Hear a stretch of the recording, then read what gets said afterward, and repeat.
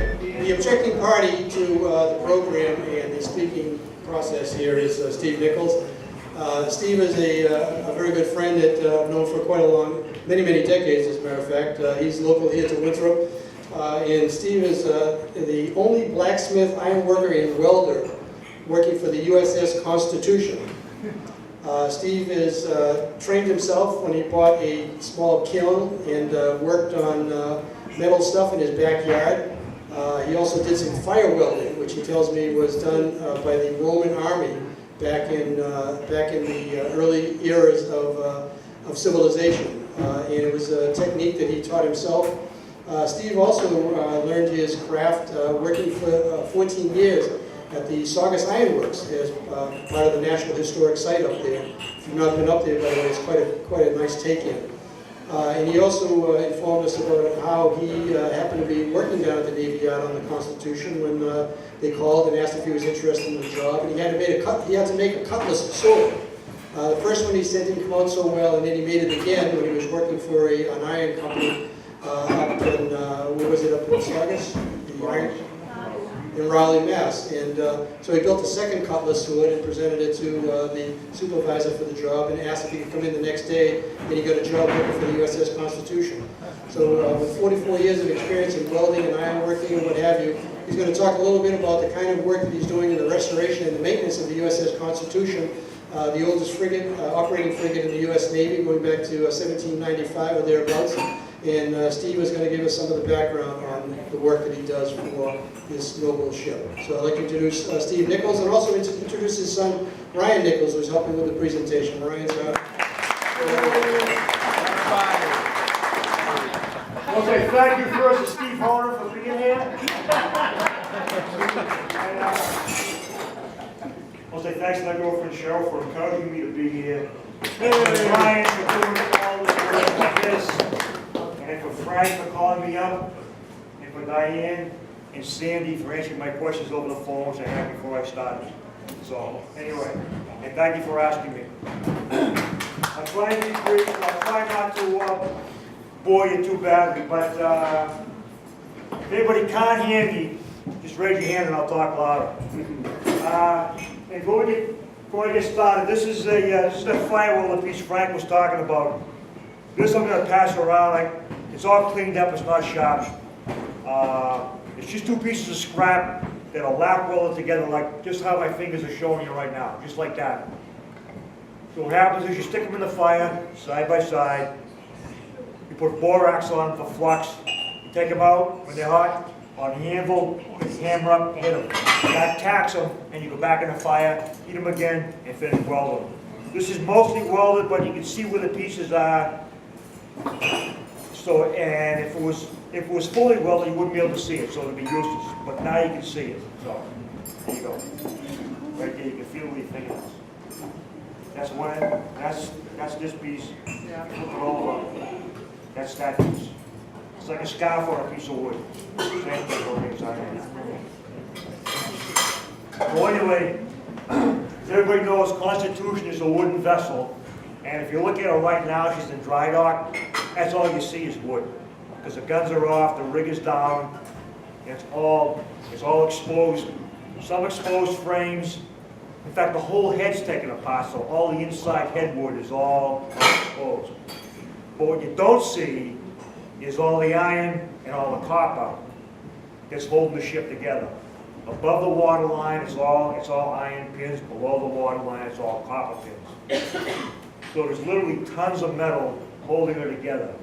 And part of my job is to make the fasteners, and these are yeah, here it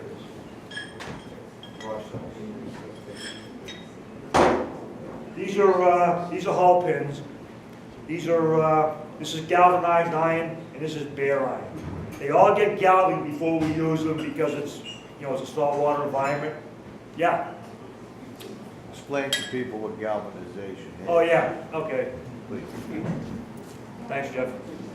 Galvanizing. As Mr. Schiff just said, what this is zinc over iron.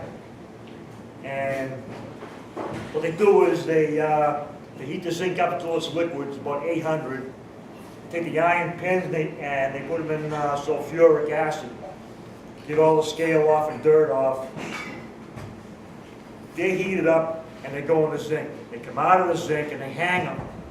All the zinc runs off and you get this. And this does not last either, but it makes the iron pins last longer. They pulled some big flat bar off the head. I was looking at it today. They're big offsets. In other words, they're like this, then they come up, go like that, like a step.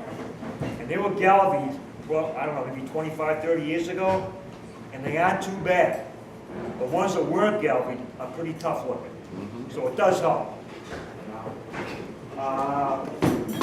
Was that? Yeah. Good idea. Looks good. Yeah, I brought some stuff along because this is what's being made by me right now, and what's in demand. This is part of a tool that pulls pins out of the hull, and the way it works is. Got off on my foot. See like that? Anybody can see that? It's used horizontally, not vertically, okay? I'm just showing you it this way. But what happens is, we get frames. I'm going to explain this to make it clear. We get aluminum frames. They're shaped like an H. And in the middle of the H is a big screw that has an air motor on it. And it pulls this back, this jaw back, and it tightens it against the pin, and it literally takes it out of the plank and out of the frame. That's how they work. And they get the you-know-what beat out of it, really bad. How many of those pins are in the hull? Thousands, Steve. I don't know, I have no idea. Yeah, but They get a 40-foot plank that has like maybe over 60 pins in it. Maybe. Oh, really? Yeah. What are the planks made out of? Some of the ones I think they replaced now, Frank, they used like a solid piece, solid wood. A lot of the stuff is laminate. Oh, they use laminate now instead? Yeah, it's not as good as it doesn't, the problem with the laminate is, and I've seen them do it, is these guys have bended 40-foot planks. Not many people bend planks that big anywhere in this country. Steam bending, okay? Yeah. They get, they get a long steam box, use a steam jenny, and maybe heats up for like 6 hours. Almost the whole day is just heat the plank up, right? You yank it out, and they got a big cast iron welding table, it's the best way I can say it, with all the square holes in it, with pins, just as if you were bending iron, except it's wood. And they crank it over, and they leave it there. And the laminate sometimes delaminates. The glue dissolves, because of the heat sometimes, or it slips and separates. The solid pieces work great. Why they use it, I don't know. How many planks are they replacing at this time? I couldn't give you a number. But we replaced it a lot because I just finished making 790 of these. How long did that take you? It takes, I work 2 in the fire, okay? Like say this is the forge here, I get 2 of these in there, and when they're in the fire to start off with, obviously there's no head. What? There you go. Oh yeah, there you go. Get there now. Yeah, that's the forge I built like 24, 25 years ago. That's charcoal there. That's why it's so much sparks going on. But when you make it easy, put 2 in the fire at a time, okay? And I get the blower turned down so it's just heating them up nice. What I'm looking for when I take them out is probably by eye about 2200 Degrees? If you go too far, you're going to start burning them, which happens. Out of 709, you get burnt 9, which wasn't too bad. And And those I don't use though. And When you say by eye, what are you looking for? you're looking for a Is it about that color. That's actually cooler because that's probably a couple seconds into working. What that is actually is well, that piece is this piece right there. And what that is, this is the inboard side of a waste stanchion. No. And that just goes against the waterway and adds extra support. That's all that is. These pins, how thick is the wood? The planks are like they're about 6 inches thick. The planks. That's it, 6 inches thick. That's the plank. Yeah. Then it goes into the frame. Yeah. And he's going blind. But on certain jobs, they go through it and they get riveted over. What do you mean it goes in blind? It just goes in like a nail. That's it. There's no hole. Oh yeah, it's a hole, Yeah, there is a hole, yeah. but it's not going through stick. Oh, okay, yeah. It's not a through pin. Oh, it's not a throw pin where you No. put something on the other. Yeah, some of the pins are through pins, and then we use what is the wrong size for the job, but this is a clinch ring. And I'm gonna make these two. And these are made, what they do is they fit over a pin. This is the wrong size for this pin. But if it was the right size, the pin would go through the hole in the ring and then get riveted over cold with a hammer. That would be a through pin. Oh, they peen the end of the pin. With the clinch ring in it. So you're Sure, banging against the sure, clinch sure, ring. yeah, yeah. You know, so you don't, so all you really gotta do is spread a little bit against the ring. And that ring won't come out. And the ring's gonna hold the wood, you know? And in 20 years, when you want to pull the ring out, it's been splayed open, how do you get it out? You have to cut it? Yeah, Cut it. yeah, you got, yeah. They drill them. Yeah, that's one thing you gotta be really careful of on her. I've had to do some removal, and you can't do, you gotta have a fire watch. Even if you grind it, I mean, grind, you can start a fire grinding really easy. I've set my clothes on fire grinding. Most times I won't think about it. I know, it sounds funny, but it's like look on the road. I was welding one time, and I think, this is actually kind of funny. I was fixing gun hardware, and I was just welding away like a maniac. I was just going, you know. And all of a sudden, I'm like, wow, it's really getting hot, man. I'm sweating. It's like pouring off my face. I'm like, Jesus, I gotta get out of here. So I take the shield off. I looked up, my pants are burning up to my knees. Yeah. Anyway. You gotta watch that. Huh? Yeah, you do. But,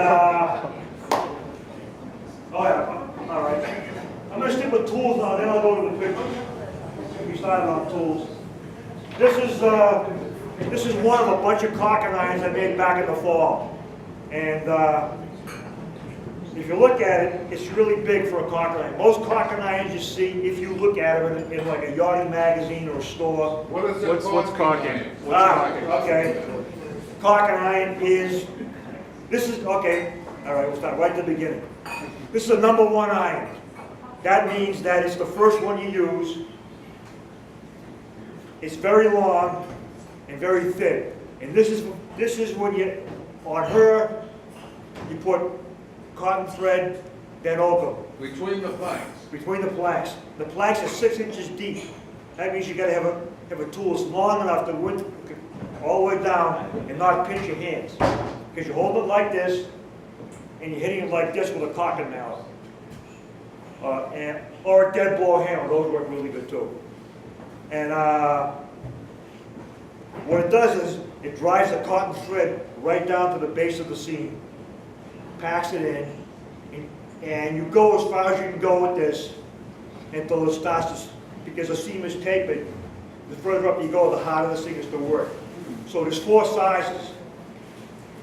This is the thinnest, and the last one, #4, is almost 3/8, not quite 3/8 thick. And that's what drives the oak of it. That's a cotton mill. So how much cotton do they drive and then what? Just a little bit of oakum or more? Well, you get 6 inches of seam, Jeff. So a lot of oakum. A lot of oakum. Yeah. Oakum, what is oakum? It's unraveled hemp. It's got pine tar in it. Yeah. Greasy road. It looks like we get a big bill. It smells like pine saw cleaner. That's why they don't want to have So like really strong. But, you know, smell will give you a headache. catching up. Yeah. But it won't rock in there. No. Well, it gets pretty nasty after a while. So what you have to do is, and I didn't bring any with me because, anyway, well I did. But what you have to do is, when before you caulk, if you're working on, before you caulk, if you're going to do it right, you have to reef. What reef means is you're taking the old caulking out. And I made some reefer hooks for the guys. I saw these guys, well, a long time ago. They hired this contractor who came, and he had these really great reefer hooks. They didn't like the guy. This is to take out the old Take material. out the old caulking. Yeah. Now, where is the caulking exactly? Where would they be inserting that on the ship? Right between each plank Now, out. like the hull planks or the deck planks? All the planks. All the planks. Deck planks, hull planks. Everything? The only thing I don't think they caulk is the ceiling planks. And What's- just so you know, a ceiling plank is not there. A ceiling plank on a wooden vessel is side to side. That's a ceiling plank. On the I inside. don't think they caulk ceiling planks, but I'm not sure. And what's the purpose of the caulking?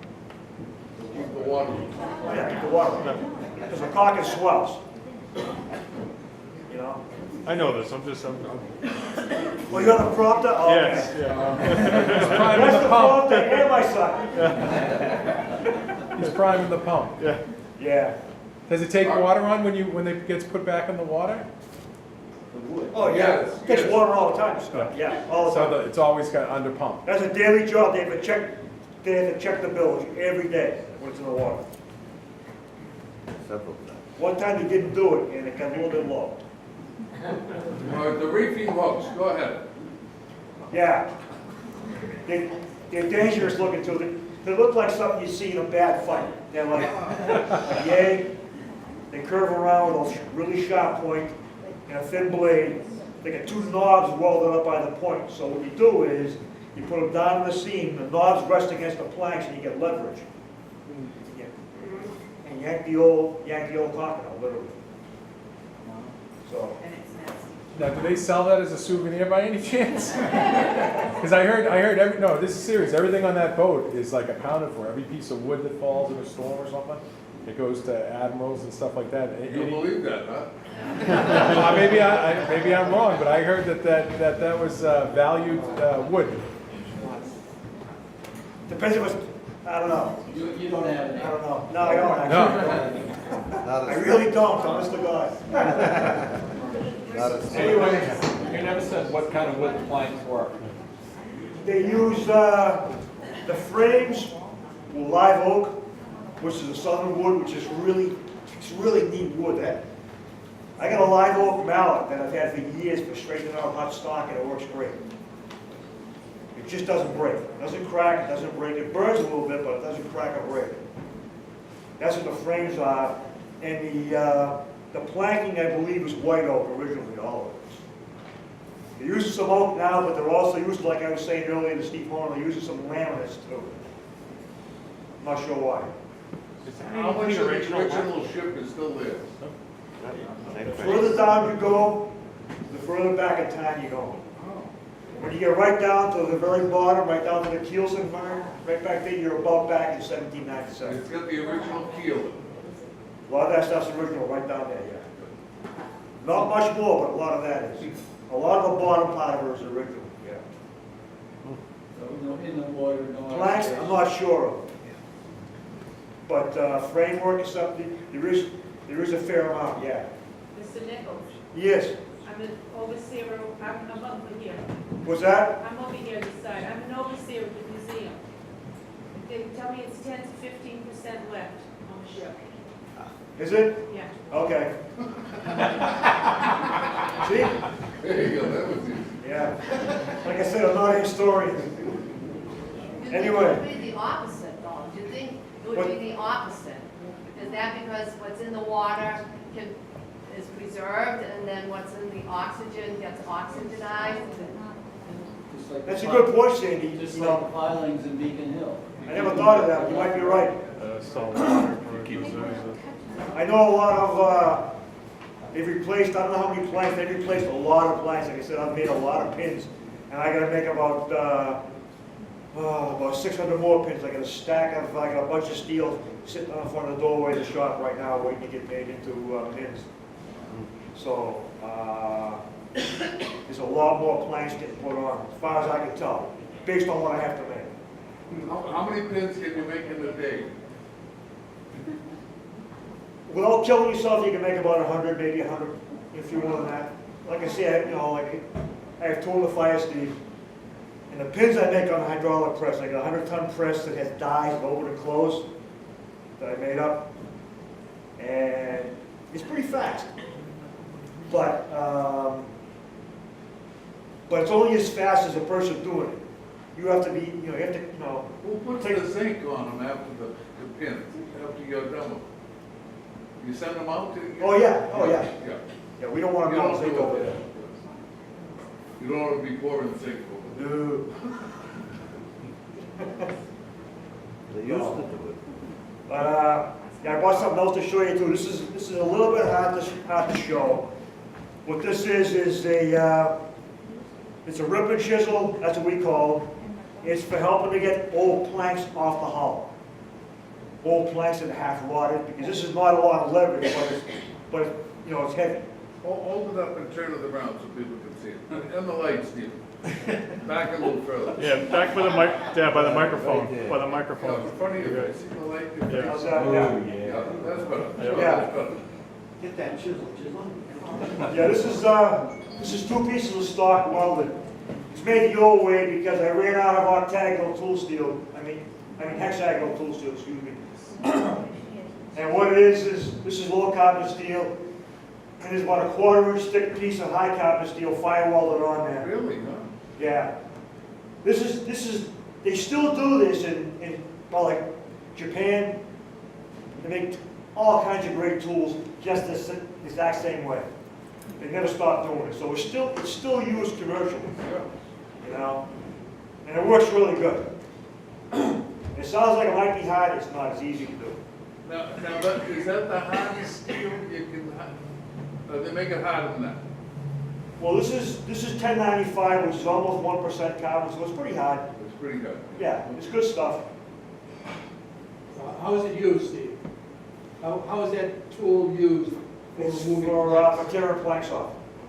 So they get underneath? As a pry Whatever bar? you can do, stick it in, There's a try try- it, hammer it in. Yeah. That's why this hasn't been used yet. I got it out of the tool room, hasn't been used yet. So you wear those out? Oh yeah, they destroy every, yeah, oh yeah, they just, they gets pretty much, like these here, these get twisted all around. This is 4140, it's a chrome moly alloy, it's an old alloy, it really works good, it's really tough. And I've had better luck with these as far as holding up under the work. Mild steel just falls apart. But it wears out. That one there wears out too. They wear a little bit here, you know, but what happens to them is the chain links get destroyed. And I'm always replacing these, Oh, yeah. always. And these get twisted. But not so bad because of the alloy. This alloy is very strong. But you made those pliers, is that right, Steve? Yeah. You made those, and you reuse them, or you replace them, or fix them, or have to make new ones? This is a new one. This hasn't even been used yet. But when they wear out, do you have to try to salvage them, or do you have to make another If one? I can, Frank, I do. But these don't wear as much as the other ones I used to make. What did they use in the old days? They didn't, Steve. They didn't They didn't take have. it apart. They didn't. She was fastened with wooden pins above the water line. Oh, she was wooden. Yeah. Like So the it- Morgan, so it Charles comes- Morgan. They just bought her in the water last year. Yeah. She's all fastened with wooden pins. Oh, really? Yeah, I don't know when they started doing iron pins in Constitution, I don't know when. She's always been fastened with copper below the water line, but not always with iron above the water line. Yeah, I just found that out myself recently. They did a restoration in 1912.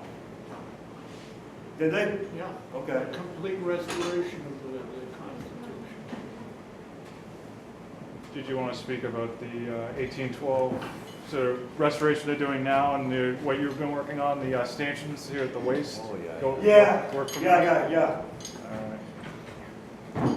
Yeah, 'cause I got this monster here. Yeah, let me know. I can come up and hold that up for you. If you want. Yeah. Do you want me to go to the model? Do you want to do the Yeah, model? okay. Start from there? Oh, there they are. Tell the story about the, Yeah, yeah. that's a funny one. Oh, that? Oh, yeah. Yeah. This side is open. You got it? Yeah, I got it. I'm good. Oh, boy. Yeah, this, that picture you see right there, that's called a hull model, as an Isaac hull. That was made by his guys for him. And we use that as our first reference for these, and for the waste. That was built on the ship before the ship was built? War of 1812, right? Or Just- War of Yeah. 1812? That was built after the ship.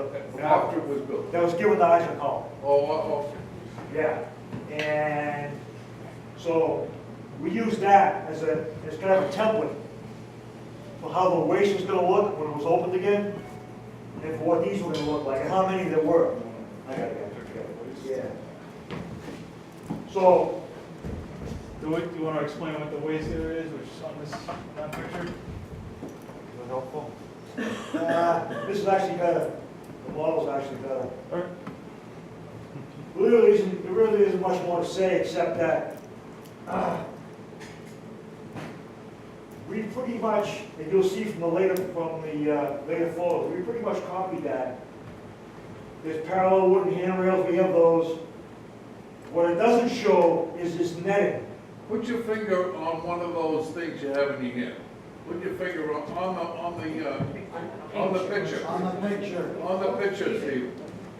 Yeah,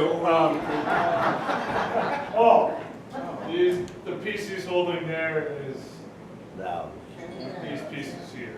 yeah. exactly. And what'd it do? It's a good question. Kept the echo.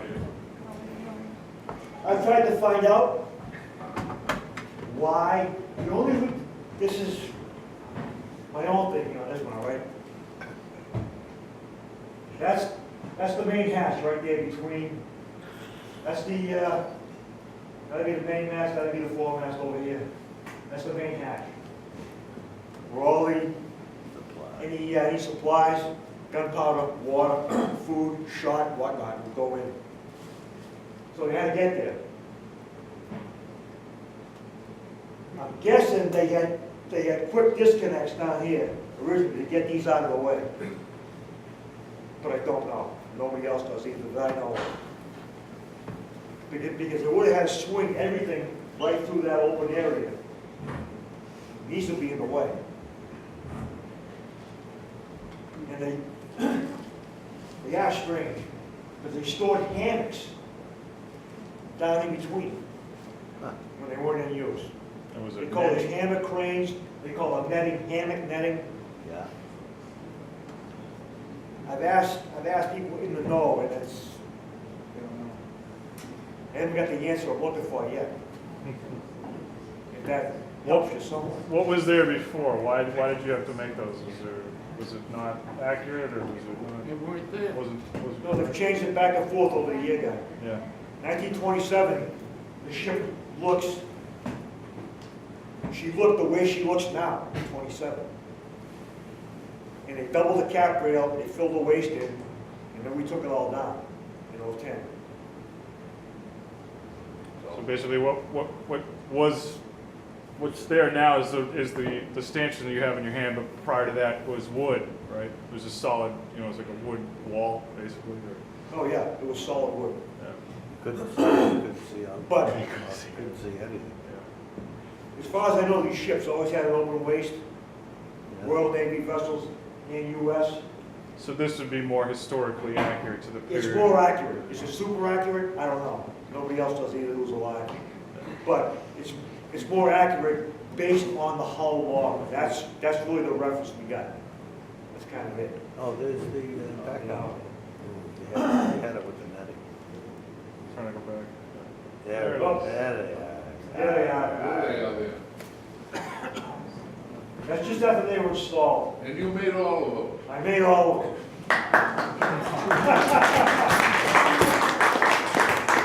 Yeah. Tonnage.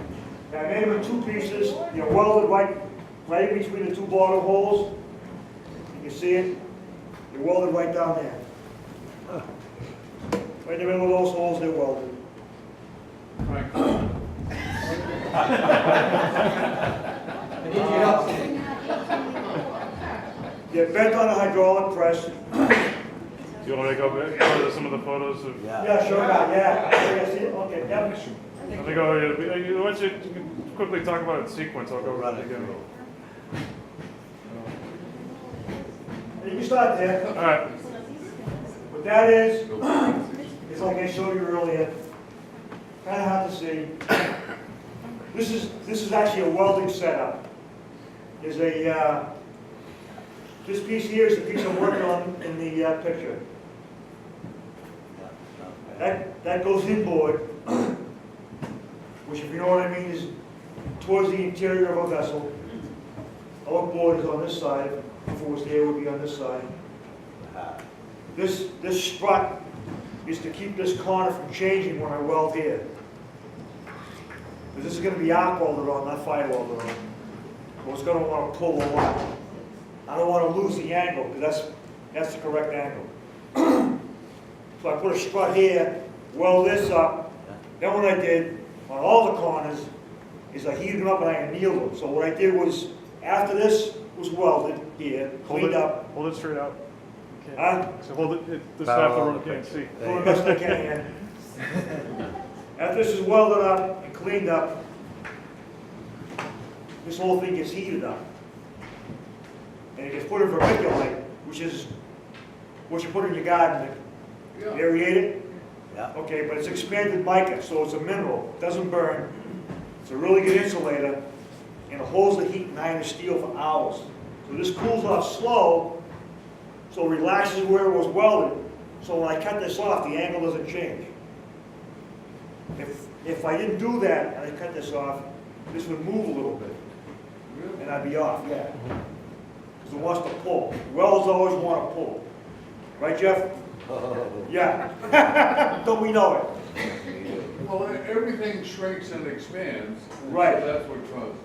But, you know, when you're arc welding, you're putting a lot of heat in a small area, Oh, money. and that weld wants to cool off, and when it does, that's why welding is so strong. Even lousy welds can be really strong, because they're just like a cramped muscle, they just really pull hard. Sure. And if you heat them up and slow cool them, they just kind of relax, and if something has been anchored, then it's not going to move. But Okay, next. Forge ahead, Brian. Oh, that's good. Sure. Every pun intended, right?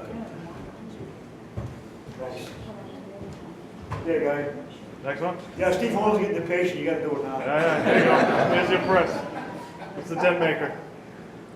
Don't squash your finger, ah! I got my hand stuck in that thing once, actually. And you still got it? Didn't hurt. Just jammed me up, I couldn't move my fingers. Doesn't fill the sense. Ouch. But, He was burnt, he didn't feel it. you see right there, right where the shadow is, that's a template bend for what these bends are. And I'm just pointing, my boss is over here, and I'm pointing to show him where that's going to come down and bend. There's a little prick punch mark here and one on the top die. Okay, guy, you do the next one. That's it right there, hot. That's about, it's hard to see the color, but if you look down below the piece that's coming down, That's about, it's about 2,100 right there. And that's the bend. That's how I did it. So right now you go again. Okay, this is the opposite side. This is the start of these forks. That's my hand. Looks kind of hard. It's kind of hard to see because of the old glove I got on. But what I did was I marked the ends out. That's a tool I made up so I can split the ends. That's how I did it. So you started with one solid piece.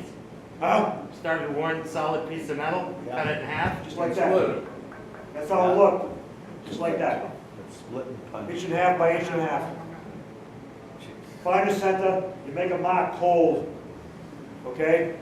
So when you're on it hot, you can find it just by how it feels. Boom, you found it. You know what I'm saying? Yeah. Just like that. So you make a cold mark, you heat the piece up, make sure you get the cold mark up, come under the press, bring it up a little bit with the handheld tool in there, feel the mark, hit the pedal, come down through as far as you can go, take it out, back in the fire, reheat it, because what's going to happen is that's a high carbon steel edge of the tool. The high carbon steel goes away when it gets hot. It just gets dull fast under heat. It works good though, but you got to keep it cold. So I always take it out. See that pail right there behind my hand? The paint pail, that's the water to cool that tool off. That's what that is. So I go down in the water, back of the tool, back and forth until it's too cold, and back in the fire, heat it up and get to it through. Then I can just go all the way through. You flip the punch? No, I didn't do it. I thought of doing it. I thought of flipping it over, but I would have twisted them in. So I burnt it up with a torch. Right. About 1/8 of an inch left. Yep. But I didn't want to twist them because these are heavy. I did not want to try to have to straighten out any more than I had to work anyway. And there's a sequence right there. There's a cold mark on my right by the shadow. You can see it. I'm going to wait until you all move. That's it. And that's the first one. And that's the hot cut right there. And that's the finish right there. Wow. And I had to make, yeah, that's a good one too. Yeah, Frank asked me about that earlier. And it's easy to see now. But if you look at that pin sticking up out of the hot piece, Yeah. it's like a little diagonal shadow, like this. What happened was, one of these holes, I don't know which exact piece it was off center. So all you do is when that happens, is you heat the whole thing up, and then quench 1/2, leave the other half hot. Drive the pin in, and the hot part moves and the cold part doesn't. So it straightens out the hole. That's simple, really. Quenching's cooling it off quickly. Simple, Yep. Simple when you. Yep. That's why the diagonal lines, I just ran the water pill right across it like that by eye. Quick, bang the pin through. That's it. The right guy.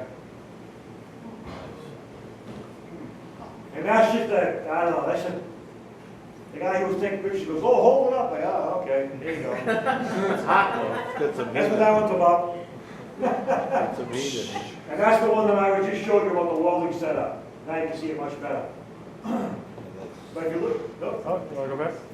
yeah, if you look at that piece there, The the way. end, where it curves down, where it curves like that, if you look close, right below that yellow mark there in the picture, there's a bevel. That's where the weld is right there in the middle. That's 1/2. So you arc welded it there. Yeah. Yeah. And what would you be using for the rod? I used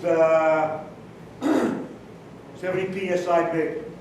Oh, you made it in. Yeah. All Nice. right, so what does that mean? 70 PSI is 70,000. 70,000 pounds per square inch of bead length strength. So it's 70,000 pounds strong. Yeah. 70, that's the tensile strength of bead. All right, so 2 semi trucks can try and pull it apart and it won't do anything. I don't know. Well, it's not supposed to. Let me know. I don't know. I have a question. Yes. When What's that? Who's the supplier? The Navy gets the steel from where? Oh, we get it from Matt McDonald in South Boston. Is it American made? All of it. Chinese. Who knows?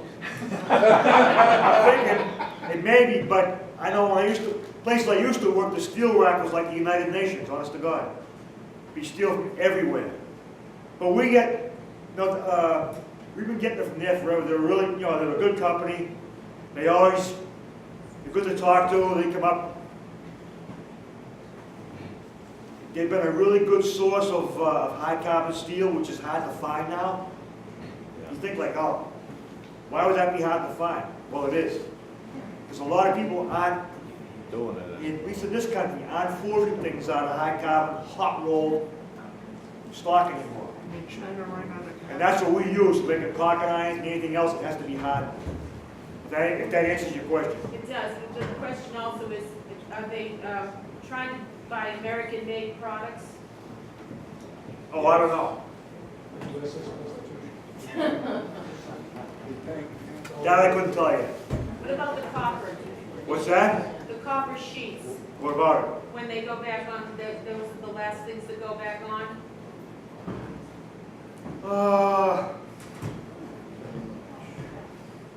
The last things? I don't know.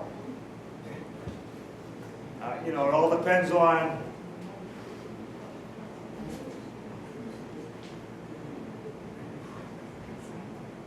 Well, they're on the outside of the hull, correct? The sheets? Yeah. Yeah. I don't know if they go on last. They got to go on obviously before she goes in the water. But as far as when they go on, they're a ways from that. They're still working on the bottom. Oh, I So, know, yeah. they got to finish getting the old felt off. They got to reach. They got to caulk. They got to put felt on. Then they got to recopper. They're doing a really big upside down roof. What it's like. Do they use regular size like nails, or are they using like the pins that you make in copper? No, they use small copper nails like yay. Almost like you do, you use put the slate roof on. Kind of like that. What does the copper do? It discourages marine growth, for one thing, Steve. Yeah. Stuff doesn't, because it's toxic. Yeah, so it keeps the worms out of the hull. Yeah, it keeps the bottom fairly Fairly clean. clean. Yeah, not great, but not terrible. Sure. That's why pressure treated wood is green, it's infused with the copper. Yeah. Do they ever clean the bottom of the ship? They have to What take they it out do of is the water. before she goes in dock, if she's going in, they send Before she divers goes down. in, they clean it off. They so clean it off before she's in the water, So before it she goes doesn't in end the dock. up inside the dry Which you dock. do not want to have happen. Were you there the night they brought her into the dry dock? Oh, I worked there, yeah, sure. Yeah, Yep. it was quite a night. That was amazing. Ask Cheryl, she knows too, she was living it too. Yeah, that was fun. Portsmouth ran that job. It worked out really good. It was kind of misty and drizzly out. And it was just weird starting at 3 o'clock in the afternoon and working until 5:30 the next day, But yeah, it was good. And the Constitution Museum took took film of the whole process, so it's kind of cool. How old is the dry dock itself? That's Andrew Jackson? 1833, I think, Steve. Yeah, Jackson's name's on it.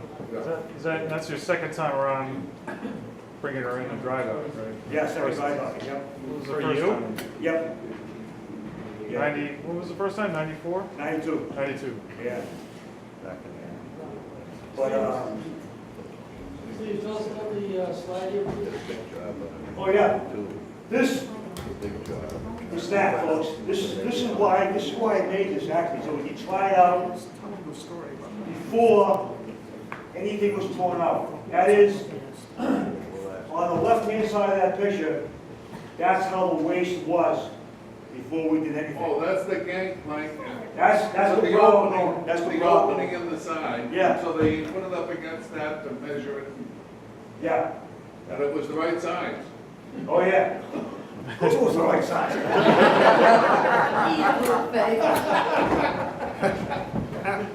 Yeah, that was to try it out to see if, you know, if we had to do anything. And we got lucky, we didn't have to, we just said, okay, that's it. So I use this as a template. That's why we did it. That's your In very fact, the first corner one. cracked, right? When I first bent one of these corners, I stamped the word crack right in there because the corner did crack. I had the heat was not quite right. And I'm like, oh my God. So I told my boss, I said, it's okay, it's only a tryout. Only a sample. Yeah, so I fixed it up and it's worked out fine, you know. That's why this is in stores and the artifacts and not anywhere else. Oh, here it is here, here it is here. Yeah, that's everything in place, and that's, and the handrails. But no hammers. I don't know what they're gonna do about that, if they ever do it. They probably won't, but that's how it looks right now. All told, Steve, how many of those stanchions did you make? Well, Frank, I made them in 2 halves, so I had to forge out, there's 12, so I had to forge out 24 pieces. Because these are tough to handle, these are like 30 plus pounds a piece, each half of this thing. And when you're doing this, I mean, I was doing it by myself.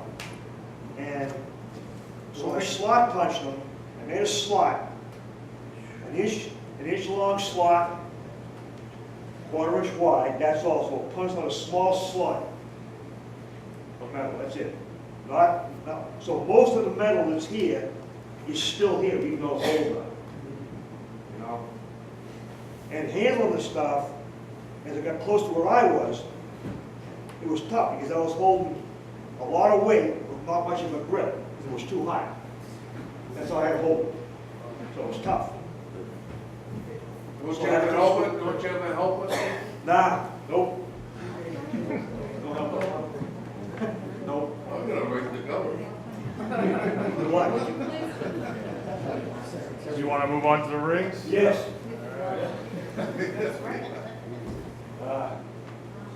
Anyway, folks, that's what a coke fire looks like, okay? That's furnace coke made from soft coal. As you look down into it, up here is gas is burning off and going up the chimney. Down below, where it's brighter, that's probably about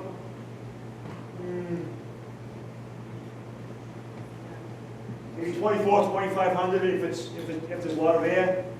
You don't want the pieces that hot because you'll burn them. They don't last long if you burn them. No. What that is, that's a piece of mechanical tubing. I have a small. Anyway, this is a clinch ring. This is done. We start off with. No, that's not me. That's where I can say it somewhere. But anyway, just briefly, mechanical tubing is seamless tubing. It's hard to show. This is a really small piece. Yeah, this is shot. No, this is got burrs on it. But this is exactly 3/4 or exactly 1/2 inch, whatever. The stuff is very true to its. How do I explain this? DOM. It's very dimensionally accurate. Okay. When you get them, We slice them up like this. it Okay. comes with a hole in it, or you put the It's hole? tubing that comes with a hole in it. Tubing Yeah. with a hole. But it's extremely accurate. And it's low carbon steel, so it's easy to forge when it's hot. So it makes making these things possible because we can't get them. So we got to make them. And it's actually pretty simple now. What I do is I heat them up like you saw, take them out. That's an air hammer, okay? It's very fast, very loud, and it's a lot of fun to use. It really is. That's me putting the hot piece in the die, where I got my hand, well, my left hand, that's a piece of wire rope. The piece that's above the hot ring is a solid block like a hammer.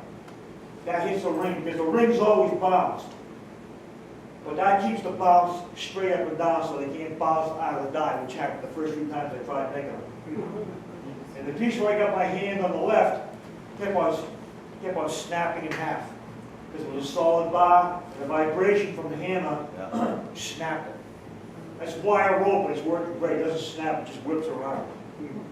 So anyway, So what's that do, flatten the ring out? that's the first hammer blow right there. Okay, next one, okay. That's the first blow right there. That's why you can see how the,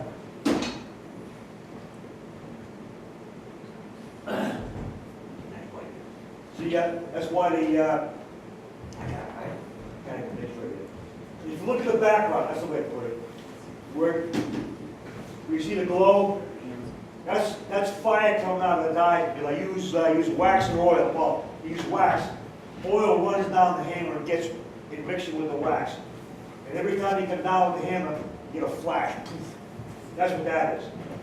But that need like multiple blows, probably like 50, 60, maybe 100 blows to make one ring. Really? But it's really fast, so it takes like no time at all. So you can basically make these as fast as you can heat them, which is pretty good. But you don't have to heat it every time you whack it, you just give it a couple of whacks, right? Well, that's the thing, you're only gonna heat it once, and it's done. That's it, Oh, you're you're done. gonna give it 100 whacks? Bam, bam, bam, bam, just Oh, go. okay, Oh okay. yeah, it's like really quick. Oh, yeah, okay. I'm just surprised you don't have more gear on. I burn myself in the oven every night. I can't believe you've got bare hands there. Well, you don't touch it. Well, The hell, stuff like that's really hot, it's really heavy. You know, it's just too heavy to pick up. That's a joke, sorry. But Steve, you must be feeling the heat coming, traveling right Oh, he loves it, through he those loves it. tools, right? I mean, you wear gloves. Well, no, but it's like to cool enough. Forget, it starts feeling too warm, just cool, I got a water tank right by the fire. Yeah, that's all. Just cool off right How there. hot is that ring right there? Right there, it's about 2100, 2200 Fahrenheit. But not for long. It's, I mean, But see if you the next touch picture. it, if you touch it, you don't feel it, right? Yeah, because it takes off your. One old weird thing, if you hit something that hot, and I've done it with my fingers, it kind of like melts your skin, and they slide off. Yeah, yeah. It's When like you butter. burn, you want to burn. It's like butter. Yeah, except you want to burn, but it's like, You're the butter. and it smells really bad too. I don't know. where's your shop? Next one down. Oh, yeah. So that's. Where's your shop? Right down the ship. Yeah, we just see how much it's cooled off? Out in the shed. Same rings. That's how fast it cools off. She wants to know where your shop is. Where do you do this? Oh, it's right opposite the dry dock. Right Right next by to, Building 24. right next to the ship. Yeah, it's just right there. I mean, if I open the front door, I can see Constitution right in front of me. Which means if I'm doing something that makes sparks, the door's gotta be down. Oh, you do that? Oh, yeah. Okay. I don't take any chances at all. Not that way. The pilings, if you got those on fire, they would actually burn underwater, right? What's that? The pilings, if they caught fire, because the way they're soaked, would actually, remember the North Station went under? And the fire burnt the pilings down days afterwards? Just build it. The fire actually goes down the center of the piling, so if you ever had a fire down on the pier, it would actually burn underwater. Remember when North Station went up? Yeah. Firefighters were down there with dive teams cutting them off and stuff, and they were still burning. That's right. That's why your fire watch is so important. Oh, yeah. Oh. Yeah. That's it, that's the That's last of it? the slides. Oh, my God.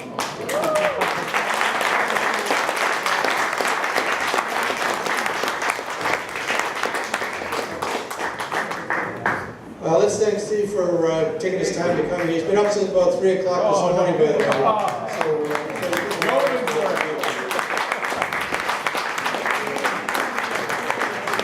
and there's some other photos and some of the tools that he's made. made up here for you to take a look at if you have any interest in asking further questions. So thanks again, Steve. Thank you. Thank you, everyone.